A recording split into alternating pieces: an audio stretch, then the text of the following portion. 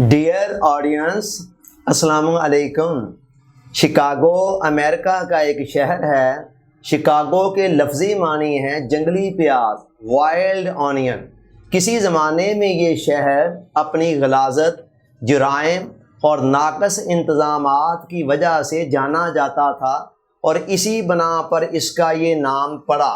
मगर आज ये शहर दुनिया के बेहतरीन और ख़ूबसूरत तरीन शहरों में से एक शुमार किया जाता है। ये इतनी बड़ी तब्दीली कैसे आई?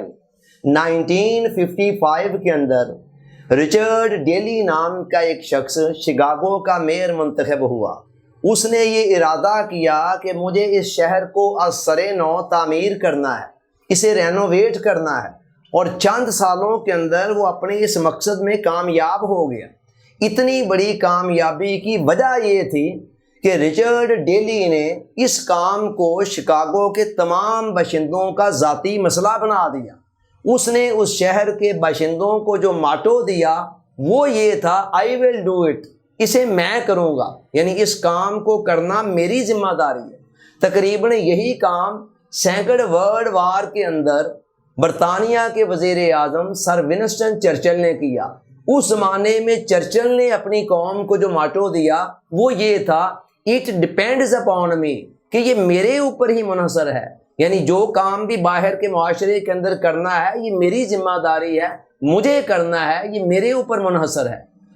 किसी भी काम को करने के लिए ये है वो बेहतरीन मोटो जो कामयाबी की ज़मानत देता है। यानी इस बात को मानना, तस्लीम करना कि इर्द गिर्द के माहौल में, माशरे में, सोसाइटी में जो तब्दीली भी आनी है, मस्बत और तामीरी तब्दीली, वो मेरी ज़ाती ज़िम्मेदारी है, उसका आगाज़ मुझसे होना है। सबसे पहले मुझे अपनी ज़ात के अंदर वो तब्दीली लाना होगी। जब कौमें ज़िंदा होती हैं, उनके ज़मीर शऊर ज़िंदा होते हैं, तो उनके अफराद की मेजॉरिटी के अंदर यही मिजाज पाया जाता है कि वो ये समझते हैं कि ये हमारी ज़िम्मेदारी है, वो अपनी ज़िम्मेदारी को एडमिट करते हैं। मगर जब कौमों का ज़मीर मुर्दा हो जाता है तो फिर अफराद का हाल ये होता है कि वो हर काम की ज़िम्मेदारी दूसरों पर डालकर अपनी जान छुड़ाना चाहते हैं। फिर ऐसे मुआशरों के अंदर आपको ऐसी अंजमनें और ऐसी तंजीमें तो बहुत दिखाई देंगी जो अपने हकूक़ के लिए स्ट्रगल कर रहे हैं, मगर वो तंजीम कहीं नज़र नहीं आएगी जिसकी नज़र अपने फ़राइज़ पर, अपनी ज़िम्मेदारियों पर हो। आप अपने इस मुल्क में, इस सोसाइटी के अंदर देख लें, आपको जगह जगह पर, हर शोबे में, हर सरकारी अदारे के अंदर तंजीमें बनी हुई नज़र आएंगी, मगर उन सब का मकसद क्या है? अपने हकूक़ के लिए स्ट्रगल करना। आप हेल्थ के शोबे को देख लें, डॉक्टरों की एक नहीं दो दो तंजीमें हैं। यंग डॉक्टर ने अपनी अलग बना रखी है और सीनियर्स की अलग है, मगर मकसद दोनों का एक है, अपने हकूक़ के लिए स्ट्रगल करना। सरकारी हॉस्पिटल के अंदर जब बेचारे बेबस आवाम आए, उनके साथ ट्रीटमेंट क्या करनी है, उनको फैसिलिटेट कैसे करना है, उनको सहूलतें क्या देनी है, उनके साथ बिहेव क्या करना है, ये उनका मसला ही नहीं है। इसी तरह आप तालीम के शोबे को देख लें, टीचरों की अपनी यूनियन है, मगर उसका मकसद भी अपने हकूक़ की निगहदाश्त है और उसके लिए स्ट्रगल है। और सरकारी स्कूलों के अंदर पढ़ाई का म्यार क्यों गिरता चला जा रहा है, ये उनका इशू ही नहीं है, इसलिए कि नज़र सारी की सारी अपने हकूक़ पर है, जिम्मेदारियों पर तो है ही नहीं।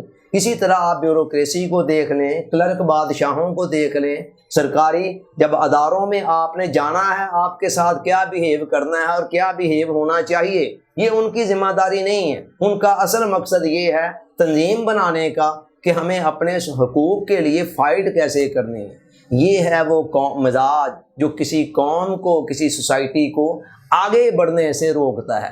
अगर आप अपने माहौल में कोई बड़ी तब्दीली लाना चाहते हैं, आप अपने घर के हालात को, माहौल को संवारना चाहते हैं, आप अपने दफ्तर के माहौल को संवारना चाहते हैं, आप अपने शहर के, सोसाइटी के माहौल को संवारना चाहते हैं, या अपनी कौम के, मुल्क के हालात को संवारना चाहते हैं, तो उसके लिए पहली शर्त ये है कि आपको ज़िम्मेदारी को ज़ाती तौर पर कबूल करना होगा।